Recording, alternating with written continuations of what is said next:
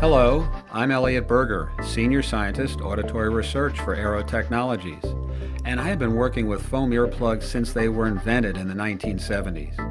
We have learned much since then about how to use them well and how effective they can be. This brief 5-minute video was created to share that information in order to optimize your wearing experience.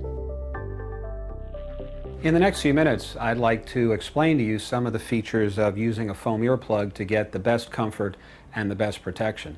Although foam earplugs are relatively easy to use for fine performance, if you pay attention to these details, they'll work a lot better for you. With a foam plug, unlike another piece of foam, for example a bathroom sponge which you squash and knead and squeeze, with a foam plug there's a particular way that you want to prepare it for insertion. You want to roll it into a very tiny, tightly compressed cylinder. Now some people like to roll it along their fingers like this. Other people like to roll it around their fingers. Some people, because they need some extra finger strength, will use both hands. The only thing that doesn't work because it causes a distorted and creased plug is to roll it between the palms of your hands. So I prefer rolling it like this, and this is how I will demonstrate it for you. I'm going to roll it slowly without squeezing it too hard at first. As the plug gets smaller and smaller, I'm going to squeeze it harder and harder. The reason I don't squeeze too hard at first is because I don't want to squash it into a shape that will have creases or wrinkles. I'd like it to be very round and smooth so it's rolling up and down my fingers in a very smooth manner. As I get it small, I want to squeeze it as hard as I possibly can, and I'm not exaggerating. I seriously mean that this is your morning finger exercises. You want to squeeze this plug as hard as you possibly can so that you have a tiny crease-free cylinder that you can then put into your ear. The other part of inserting this plug or any other earplug is that you're going to want to reach over your head with the hand opposite the ear that's being fitted and grasp your ear firmly and pull it outwards and upwards. The reason that we do that, as you see here, is that as we pull on the ear, it changes the opening of the ear canal. You can see how now I have my ear opened rather widely, and it will be easier for me to get a plug in. For different people, the direction may vary somewhat, but in all cases you will be grabbing the ear between the thumb and forefingers and pulling it away from the side of your head. So you roll the plug down while you have the plug well compressed, you keep rolling it, you bring it up to your ear, and now while you're holding the pinna, you insert the plug in the ear canal. There's no reason to hold the plug because once you've put it in your ear properly, it will expand in place to give you a custom, comfortable fit.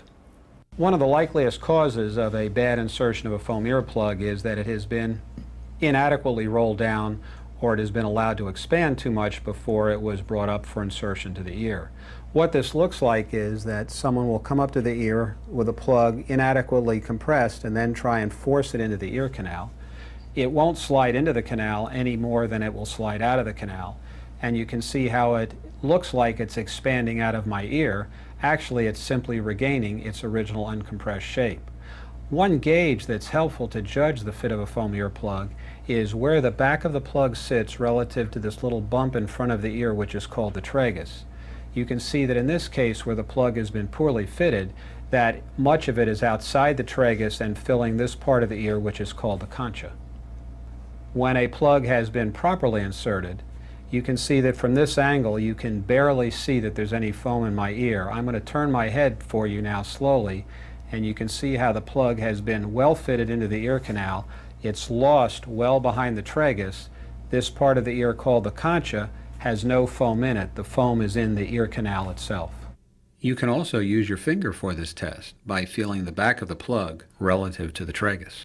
Another way to assess the fit of foam earplugs is to allow them to expand in your ear for about a minute or so, and then to remove them and examine the plug, or read the plug if you will, because at this point the plug will be providing a custom impression of your ear.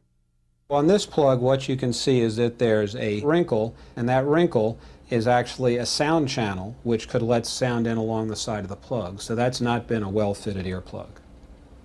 Now on this earplug, the tip of it has been mashed back a little bit. I would like to see the end of the plug blunt and square, indicating that it had been allowed to be inserted fully and to expand to fill the canal. This one had been pushed in a little bit at the end and was running into the canal wall. On this one you can see that about 1/2 of it has been inserted into the ear canal. You can see by the bend here, there's no creases or wrinkles, so that is a well-fitted foam earplug. Thank you for your time, and now it's up to you.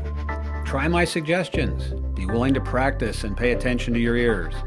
You will be rewarded with a lifetime of good listening.